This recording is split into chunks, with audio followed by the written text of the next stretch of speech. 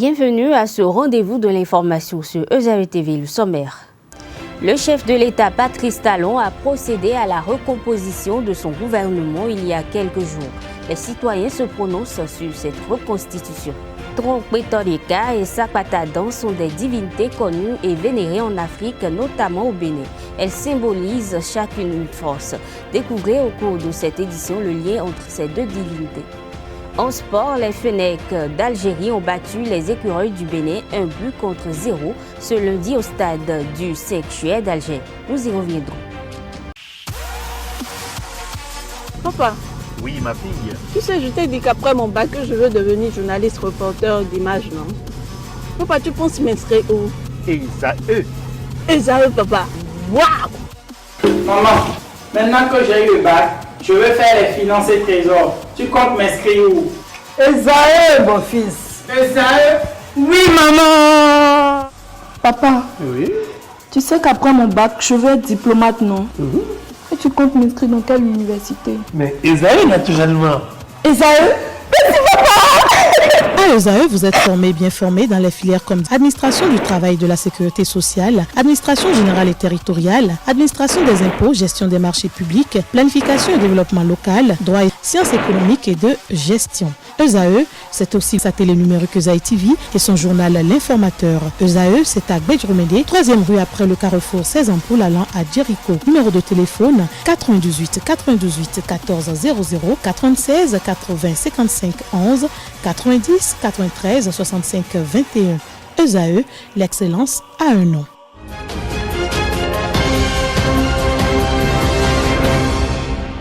Mesdames et messieurs, bonsoir. Le Conseil des ministres s'est réuni le mercredi 4 septembre dernier sous la direction du chef de l'État, Patrice Talon. Au cours de ce conclave des membres du gouvernement, plusieurs sujets ont été abordés. Il s'agit, entre autres, de l'approbation des cahiers de charges type des opérateurs de téléphonie mobile et des fournisseurs d'accès à Internet mis en conformité avec le Code du numérique en République du Bénin et l'approbation des statuts de l'Autorité nationale de sûreté radiologique et de radioprotection. Pour plus de précisions, je vous invite à suivre le ministre des Sports, Oswald Omeki, à l'occasion du traditionnel compte rendu du dit conclave. Approbation des cahiers de charges type des opérateurs de téléphonie mobile et des fournisseurs d'accès à Internet, mise en conformité avec la loi numéro 2017-20 du 20 avril 2018 portant Code du numérique en République du Bénin. Ces cahiers de charges sont destinés à servir de documents de référence et à faciliter la mise en œuvre des principes de régulation, notamment le traitement équitable et non discriminatoire des dits opérateurs et fournisseurs.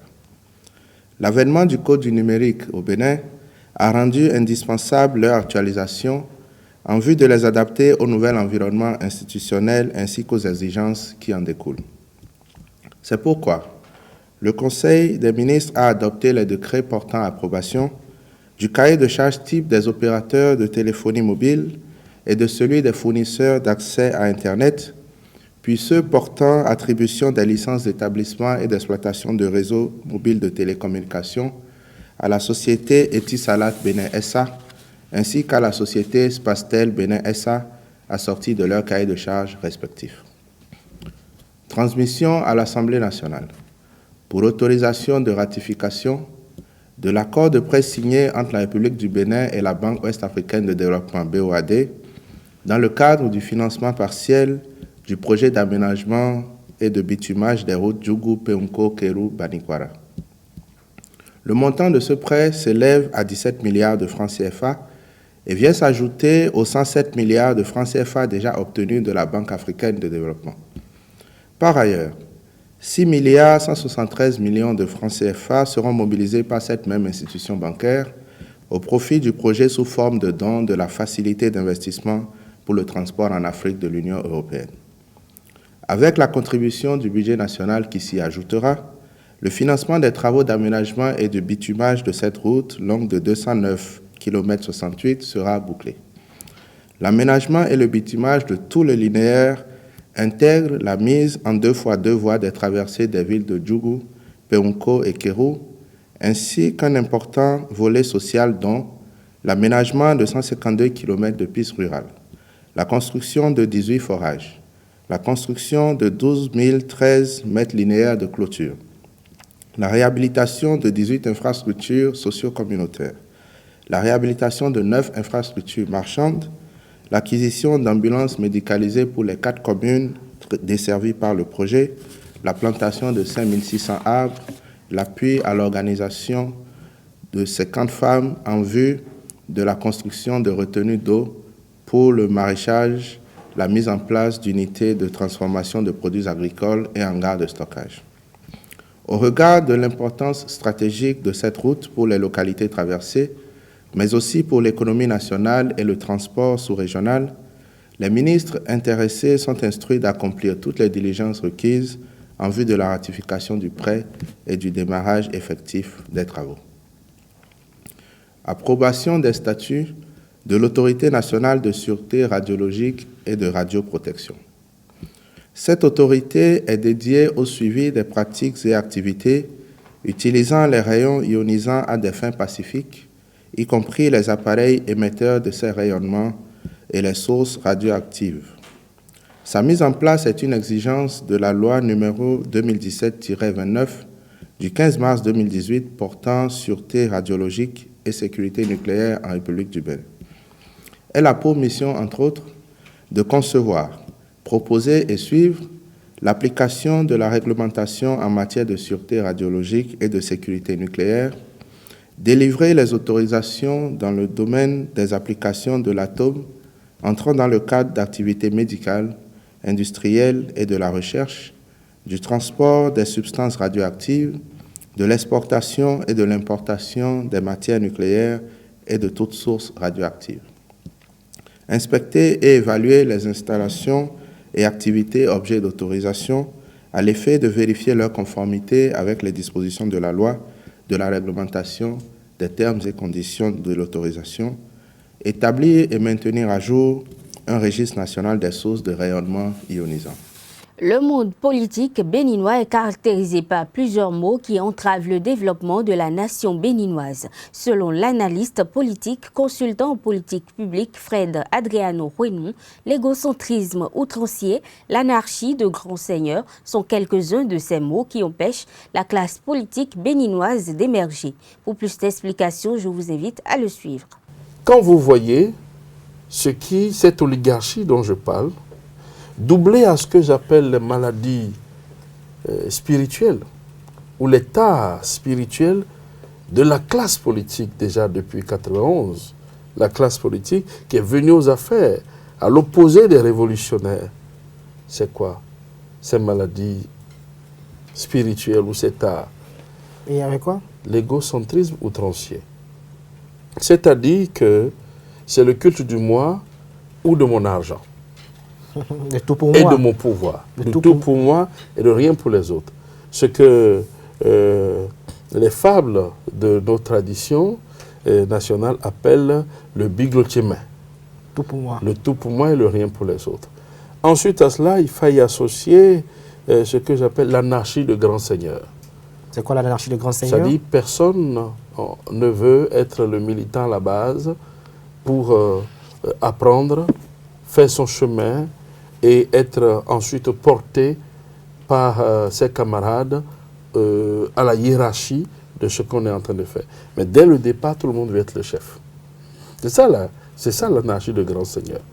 À cela, donc vous voulez dire que depuis 1991, il n'y avait pas eu de véritable le militantisme a nous avions eu jusqu'à récemment, oui. C'est vous qui parliez du bilan de 1991 jusqu'à 2016, nous avions eu jusque dans un passé récent plus de 250 partis politiques avec des contours idéologiques flous, avec des contours programmatiques flous qui ressemblaient à des clans familiaux, à des entreprises familiales ayant à leur tête un chef de clan entouré de sa famille avec des militants plus ou moins appréciés qui sont chargés à la veille des élections d'organiser de l'agitation dans les fiefs électoraux, lesquels fiefs sont acquis soit à base de distribution d'argent ou de diffusion d'idéologies tribalistes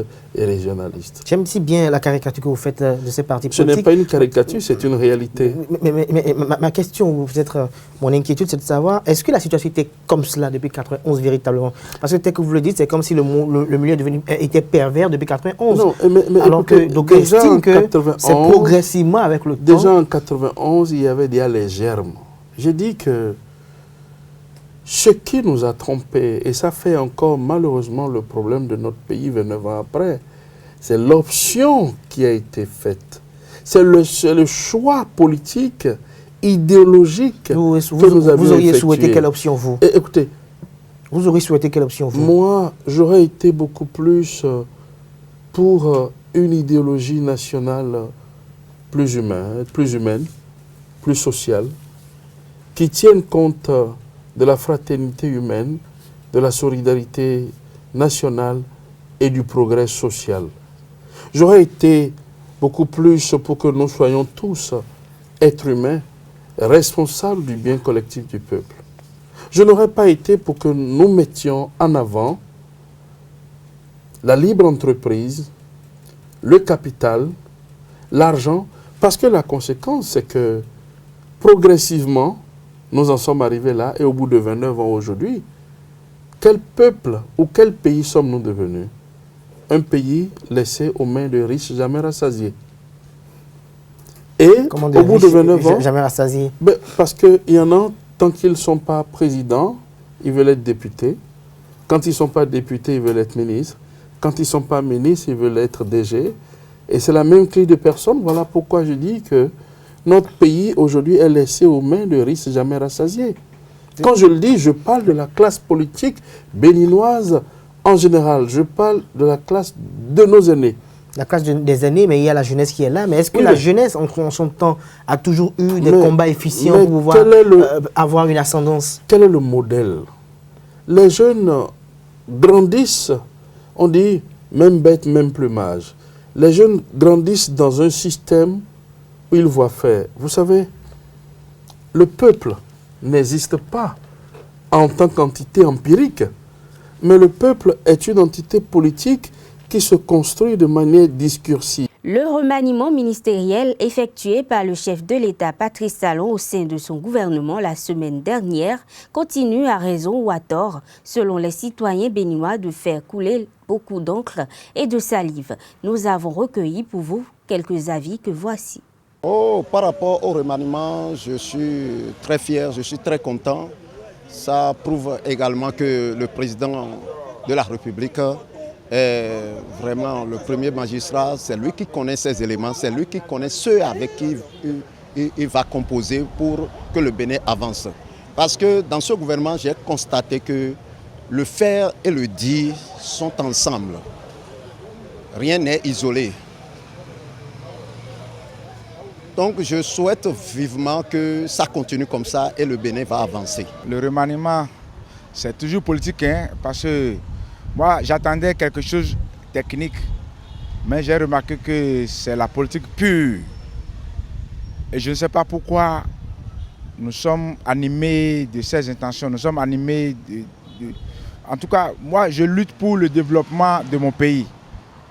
Mais ça m'étonne que nos autorités, depuis des lustres, ils sont toujours dans la politique. Nos autorités, elles sont toujours dans la politique. Je ne sais pas pourquoi. Sinon, c'est un remaniement très politique, très pur politique. Remaniement ministériel. On prend les mêmes et on recommence les mêmes bêtises. Rien n'a changé là. Un gouvernement qui se soucie très peu de son peuple. Ce remaniement n'est pas le bienvenu. On ne peut pas remanier un gouvernement sur fond de tension. Si il avait pris cette disposition et qu'on m'informe qu'il a proposé même des postes ministériels aux opposants, je pense que ça serait peut-être une astuce pour lui de régler le problème de dialogue sans organiser un dialogue. Former un gouvernement d'union nationale serait vraiment comment on appelle la bienvenue pour le peuple béninois et le peuple va applaudir. Considéré comme une divinité de bonheur et de richesse, le tronc Kwetandeka est adoré par une grande majorité de la population du Sud au Bénin. Quelle est donc la relation entre cette divinité et la divinité Sakbatadan? Élément de réponse ici. Vous pouvez confier tronc pour